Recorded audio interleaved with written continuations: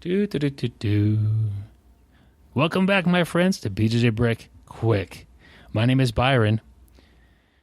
This is the podcast where we talk about a topic for just a little while. Today, we're going to be talking about my gi game. Yesterday, we talked about my no gi game.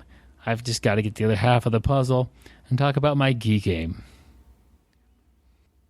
I discussed that I just train last episode either one whenever I can. I really don't care what we're doing today. I show up, some friends are on the mats, we're either wearing extra cotton or we're not. It doesn't matter to me. My gi game, and this may be because of that, is pretty much like my no gi game. I will grab collars and I'll grab a sleeve and that sort of thing, but I don't make a big deal about it. When I would grab a collar and I'm doing no-gi, I just get like a tie clench behind their head. I just grab that tie up. I will often let, just kind of in a sporting way, my training partners get their grips. I'm not real huge on grip fighting. I will make a bigger deal out of it with the more advanced players, but even then, sometimes I enjoy just learning about that and having it done to me. and sometimes I'll let, in a playful or, sporting way, let them literally just watch them get an advanced gi grip.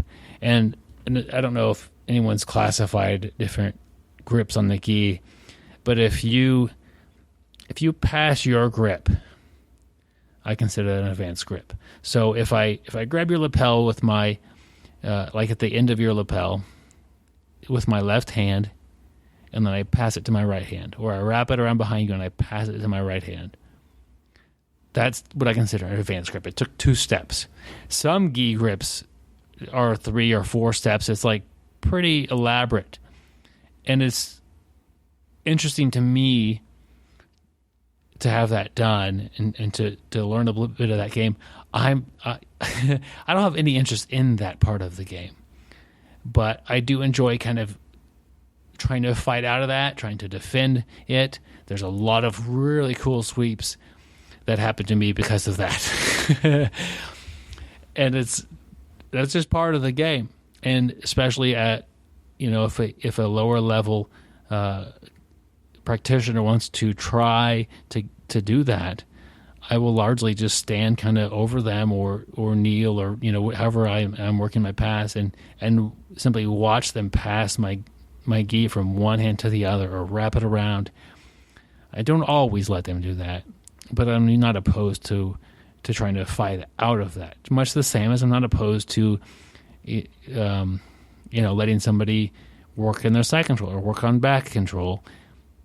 So what? It's just part of training. And if somebody wants to train that aspect of their game, I realize that getting that grip is a big part of it, but also spending time in that grip is a big part of that. And if they get that grip and they can't get the sweep, they should know that. And maybe that's not the best sweep for them, or maybe they have something fundamentally wrong with that. Another aspect I struggle with is I like to do rear naked chokes.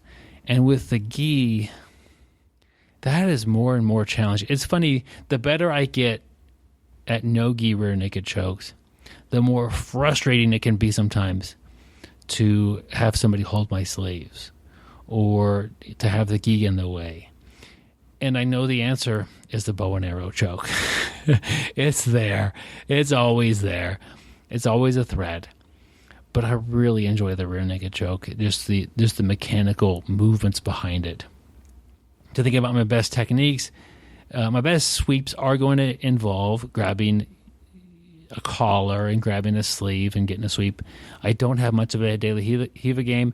I just in my no-gi game, I have a butterfly game that I really like, and it's the same in my gi game. I play a lot of butterfly in the gi, which is not nearly as common as other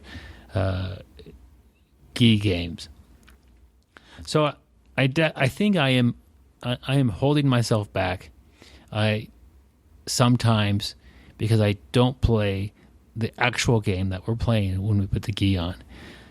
Just like I mentioned yesterday, my body lock pass is the pass I'm working on. The body lock pass, you put a gi on it, and there's a host of new issues with it that don't pop up. And I a lot of times you'll just not be able to finish my body lock pass with that gi on.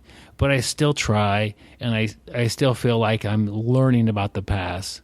And it may not be a practical pass. I think my leg drag pass is much stronger with the gi on than my body lock pass with the gi. But I'm still in the exploration mode of the body lock pass. I want to try it as much as possible, even if I pay the price sometimes with it. It's been interesting. I haven't been caught in a lot of gi chokes doing it, and I know that could be there, but it hasn't been there much that I can remember anyway.